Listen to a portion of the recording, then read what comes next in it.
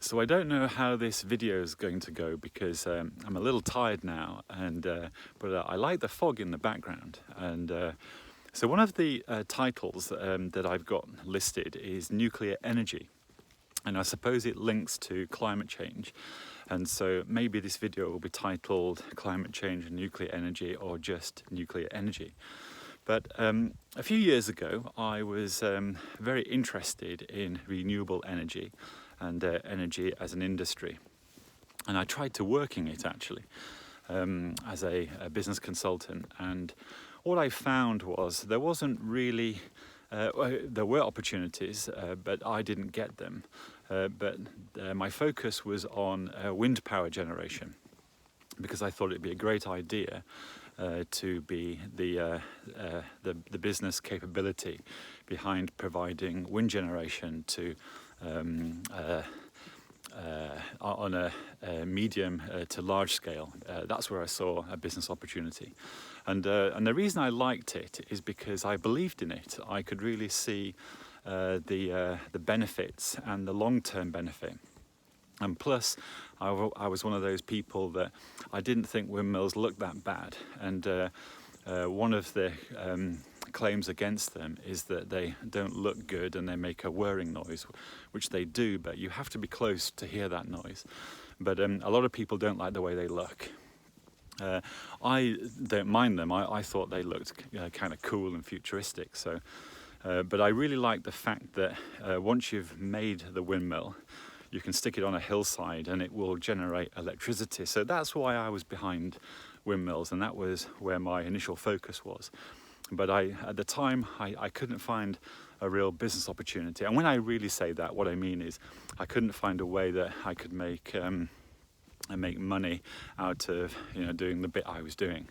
And also, it was a very closed industry, really, and all the profit, all the money making was around the government end. I mean, it's always the government side of things where you can make money. But it was very interesting for me. I did learn a lot, and I was increasingly interested in it. But it also made me look at all the forms of power generation. So today we have the old traditional coal fire. These are the main ways of making electricity. We have nuclear, we have hydro, we have wind, and we have solar. Those are the big ones that we've all heard of.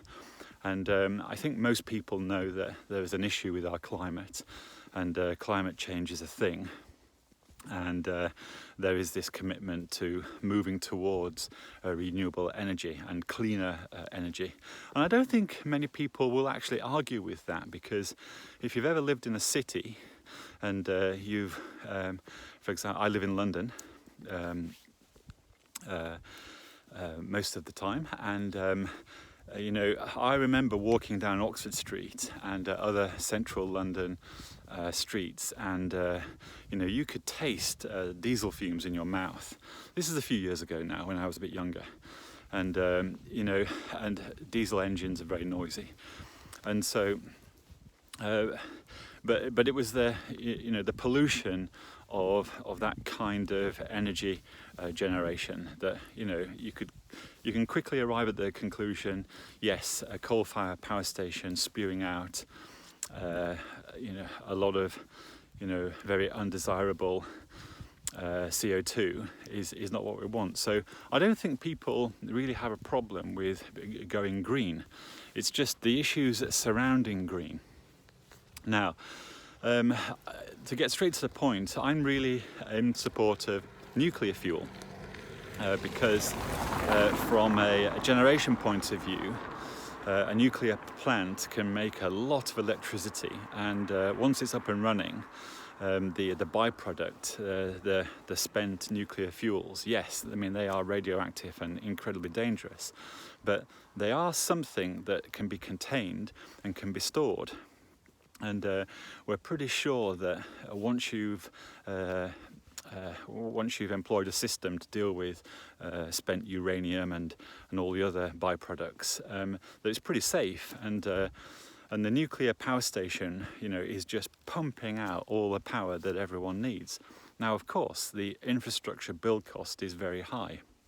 This technology is very, very expensive, and and of course, if it goes wrong, it's catastrophic. But to serve our energy needs, nuclear is really a strong, viable option that we have. And in fact, we are moving very into that nuclear direction anyway, if the general public probably aren't aware of that. But for example, in France, there's approximately, when I last looked, 57 nuclear power stations in France. And I imagine that the man in the street, you might ask them, how many nuclear power stations do you think there are in France? And they'd probably say 5, 6. There's actually 57, which means there's probably more, because that was the last time I looked. So, a country, people, we need power. We could all have diesel generators and windmills in our back garden, but the efficiency would probably not be there, believe it or not. It is more efficient for us corporately, as a country, as a society, to have many points of power generation, and nuclear certainly is a very good option. I'm just thinking where I go with this video, because I was going to actually plan it out a bit more. So I won't quote figures in this. I'm just going to give you a brief thought about it. But I do believe that we do need to go. We need to employ more nuclear power stations, and I don't know how controversial that statement is. But I do think it's something that we will need to do as we go into the future, as coal power gets to the end of its useful life, and also our government policy no longer wants coal power stations. And I think we can all agree that if there's an alternative that's less polluting, let's have that alternative. Now, hydro, renewable. So we're talking about renewable is mainly wind and solar and hydro. Now, yes, the big problem with those formats of power generation is, of course, what about when it doesn't, when there's no wind, when the sun doesn't shine, and there's no water, or there's no waves, or the reservoir hasn't been full. So of course, straight away there is an issue there, but you can build in capacity. And this is actually how power grids are run today. So in most European countries, there's a mixture of nuclear and old coal stations. Everything that's coal in Europe, everything that's old, when it gets to its end of its useful life, it will be shut off, so it's going. And the bulk of power generation in Europe right now is actually nuclear. One disadvantage with nuclear is when you switch on a nuclear power station, you can't switch it off. Well, you can, but it's a headache. It's a big it's hard, and so it's better to just switch the power station on, and it will pump out plenty of energy for the next 25 years, very roughly speaking. So at any point in time, a country knows that people will be making cups of tea and cooking and using energy. So, they will be able to measure what their country's power needs are. So what you do is you look at the minimum usage, and you build your infrastructure to permanently provide that power. And you'll be able to also model and see when your country has its peak demand for energy. And that's when your grid controllers actually switch on renewable forms like hydro, because you can switch renewable on and off, which is the great thing. It's one advantage of it. So I know in the UK, when the country, probably in the winter actually, when people are more watching television, although there is a huge switch over to other media formats, not just TV. They actually know when the country is going to be needing its most electricity. And they actually flick a switch that flicks on a few hydro power stations around the country. And that's how that's how they regulate the power delivery to the consumer, to the person at home, throughout the year. And it's really spectacular engineering stuff. I mean, it's absolutely mind-bogglingly clever that this infrastructure has been built. Most people haven't got a clue actually where their power comes from or how it's delivered, but there's a lot of science in it, and it is very clever what we've done so far. But as we go into the future, with our commitments to climate change and also our understanding of our growth in the usage of technology and our just increased requirement for electricity in particular, countries do know that our energy consumption or our energy demand is going up.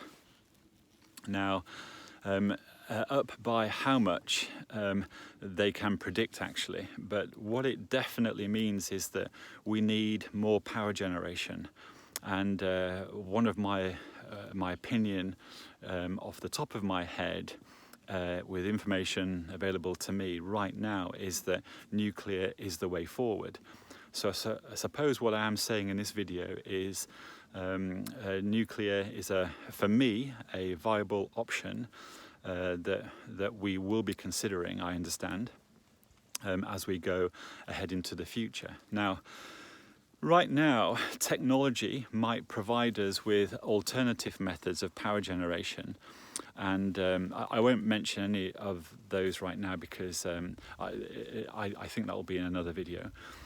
Now, if science can break some science boundaries, yes, we will have other means of creating power, energy, electricity, and this will be fascinating.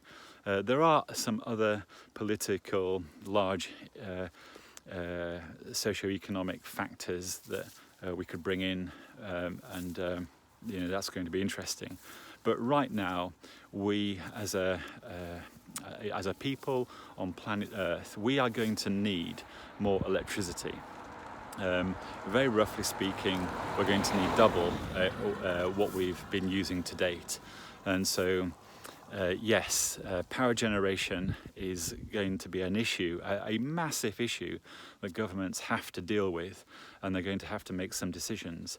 And what I'm seeing and what I understand, and my opinion, is that we are going to be utilising many more nuclear power stations, and we're going to be building much more renewable infrastructure, and I think that's the future. And this is just a quick video about nuclear energy, and I hope I haven't rambled too much. We will be coming back to it, and once again, I hope everyone is well, and speak again.